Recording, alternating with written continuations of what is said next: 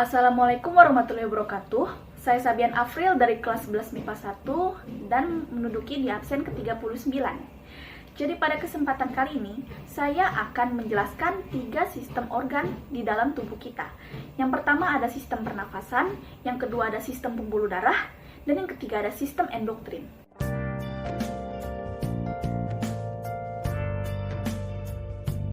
Pertama-tama saya akan mendeskripsikan tentang sistem pernafasan terlebih dahulu. Lalu pada sistem pernafasan ini, fungsi utamanya yaitu tempat pertukaran oksigen yang berada di dalam tubuh kita.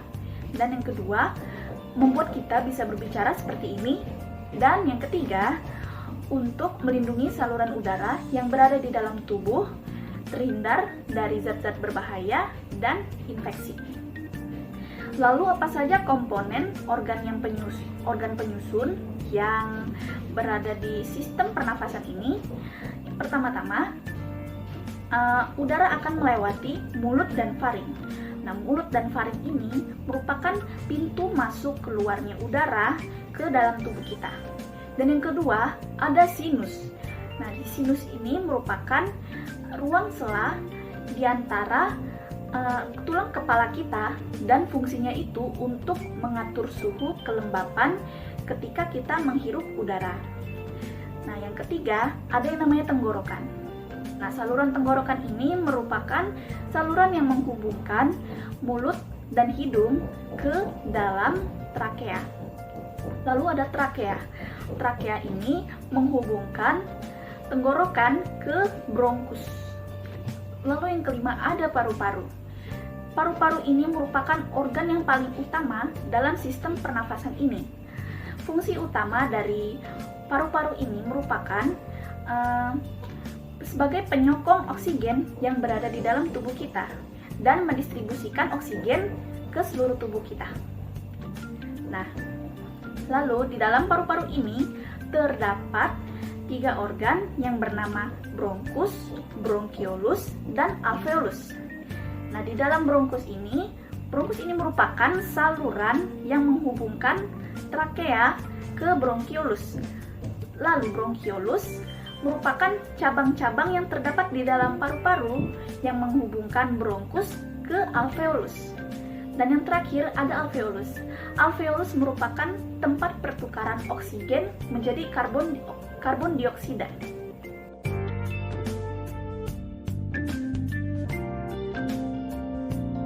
Lalu yang selanjutnya ada sistem peredaran darah. Fungsi utama dari sistem peredaran darah ini yaitu untuk mengedarkan oksigen dan nutrisi ke seluruh tubuh kita melalui darah. Dan untuk menjaga kestabilan suhu di dalam tubuh. Dan yang terakhir untuk membuang sisa-sisa metabolisme berupa karbon dioksida melalui paru-paru. Nah, komponen-komponen di dalam sistem peredaran darah ini, yang pertama ada jantung. Jantung merupakan organ yang paling utama dalam sistem ini dan fungsinya untuk memompa darah ke seluruh tubuh kita. Yang kedua ada pembuluh darah. Pembuluh darah ini terbagi menjadi 2, yaitu yang pertama ada arteri dan yang kedua ada vena. Pembuluh darah arteri ini fungsinya untuk membawa darah yang kaya akan oksigen ke seluruh tubuh kita. Sebaliknya, ada pembuluh darah vena. Vena ini fungsinya untuk mengembalikan darah yang berada di seluruh tubuh kita kembali ke jantung. Lalu yang ketiga, ada darah.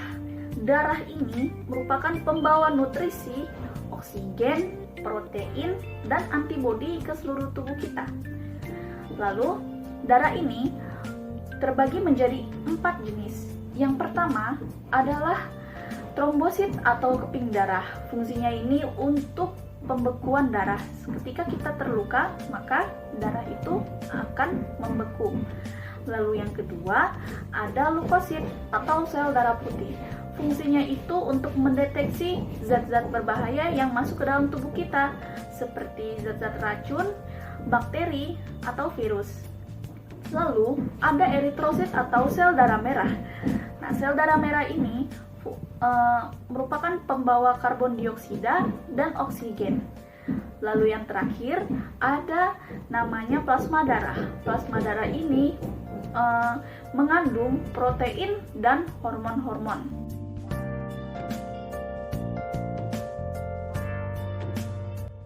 Sistem terakhir yang akan saya deskripsikan ini yaitu adalah sistem endokrin. Fungsi utama dari sistem endokrin ini menghasilkan kelenjar untuk perkembangan hormon-hormon, metabolisme, dan pertumbuhan sel. Kelenjar-kelenjar apa saja yang terkandung dalam sistem endokrin ini? Jadi yang pertama ada kelenjar pituitari. Kelenjar pituitari ini menghasilkan hormon-hormon yang mengatur kelenjar-kelenjar lainnya. Lalu yang kedua ada hipotalamus. Hipotalamus ini mengumpulkan informasi yang berada di otak kita dan akan mengirimkannya ke kelenjar pituitari. Lalu yang ketiga ada kelenjar pineal. Kelenjar pineal ini menghasilkan hormon melatonin. Hormon melatonin ini yang menyebabkan kita bisa tertidur dengan lelap. Lalu yang keempat ada kelenjar tiroid. Kelenjar tiroid ini bertugas dalam metabolisme energi. Lalu yang kelima ada kelenjar paratiroid. Sesuai dengan namanya, kelenjar paratiroid ini menghasilkan hormon paratiroid yang berfungsi sebagai mengatur kadar kalsium yang berada di dalam darah kita. Lalu yang keenam ada kelenjar adrenal. Ya, sesuai dengan namanya lagi, yaitu kelenjar adrenal menghasilkan hormon adrenal. Inilah mengapa saat kita stres atau sehabis olahraga, denyut nadi jantung dan tekanan darah kita bisa meningkat. Lalu ada kelenjar reproduksi. Pada pria ada testis menghasilkan hormon testosteron, sedangkan pada wanita pada ovarium menghasilkan hormon estrogen. Lalu yang terakhir ada kelenjar pankreas. Bukan, maksud saya adalah organ pankreas. Dalam organ pankreas ini menghasilkan hormon insulin dan glukagon yang mengatur kadar gula di dalam darah kita atau glukosa.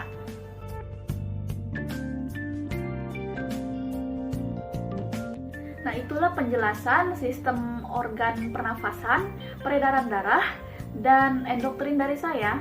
Mohon maaf bila ada kesalahan kata atau apapun itu, saya mohon maaf. Dan semoga penjelasan saya ini bisa bermanfaat. Saya akhiri, wassalamualaikum warahmatullahi wabarakatuh.